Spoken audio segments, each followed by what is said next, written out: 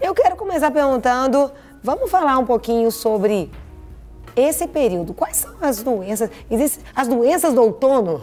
É assim, é um termo que a gente assim, não usa muito, ser doença do outono, mas é o fato do outono ser um período mais frio, Sim, que a umidade relativa do ar está mais baixa, e foi o que você acabou de falar, as pessoas ficam mais confinadas, né? Porque está mais friozinho, querem fica mais coladinha, em ambiente mais fechado, aí sim, predispõe a infecções, que na realidade, assim, as doenças do outono, ela não acontece só no outono, ela acontece o ano inteiro, mas ela aumenta a incidência agora nesse período por estar, né, todo mundo mais compartilhado, mais próximo um do outro.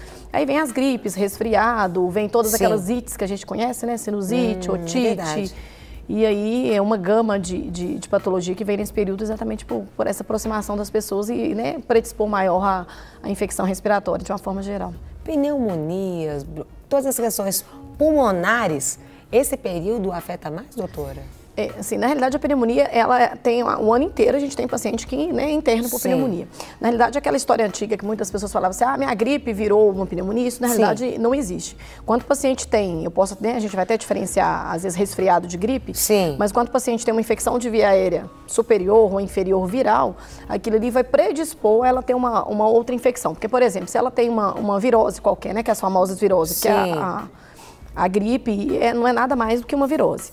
E aí, esse período, a pessoa vai ter, por conta dessa virose, uma imunidade mais baixa e vai ter um processo inflamatório a nível de árvore respiratória e por conta dessa imunidade mais baixa e desse processo inflamatório, que não é uma infecção bacteriana num primeiro momento, aquilo vai predispor daqui uma semana, daqui um período posterior, ela ter um risco maior de ter pneumonia se ela não tivesse, às vezes, gripada nem resfriada naquele período. Não é que uma coisa vira outra, mas a virose, de uma forma geral, pode predispor e ser um fator predisponente para ela se colonizar e ter uma infecção bacteriana posteriormente. A senhora comentou, qual que seria a diferença de gripe e resfriado?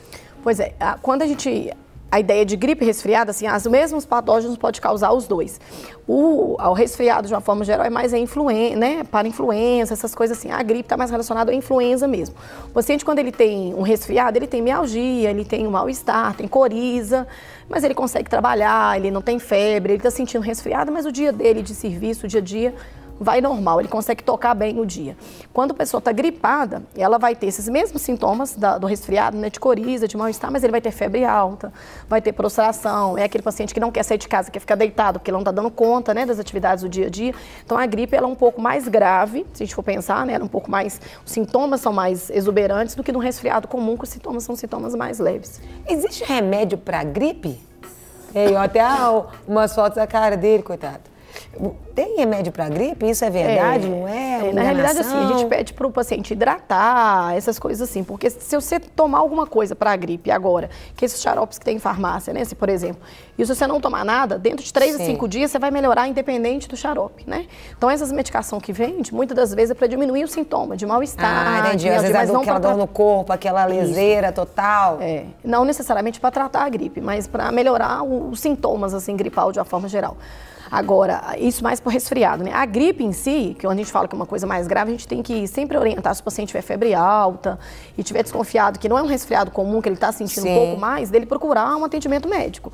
Porque hoje em dia a gente tem, né, a famosa influenza, a gente teve aquele surto do H1N1, né? Então a gente tem vários sorotipos de influenza circulando e a gente tem gripes que pode ser mais letal, mais grave, e o paciente pode precisar de usar uma medicação mais, né, própria para isso, que não essas medicações que às vezes ele compra por conta própria em farmácia, né? Aí tem várias medicações antiviral que é próprio para o paciente que está gripado, que está com febre, que tem sintomas importantes. Então o médico tem que ser consultado, olhar raio-x, olhar oxigenação, frequência respiratória, então é um conjunto de dados clínicos que a gente precisa de examinar para passar realmente um antigripal, mas para quem tem, por exemplo, influenza, né? Tem os critérios para a gente poder estar indicando esse paciente ser tratado. Para receber todas as novidades do canal, inscreva-se e se curtir o vídeo, clique em gostei. Aproveite para acompanhar a Rede Super nas redes sociais.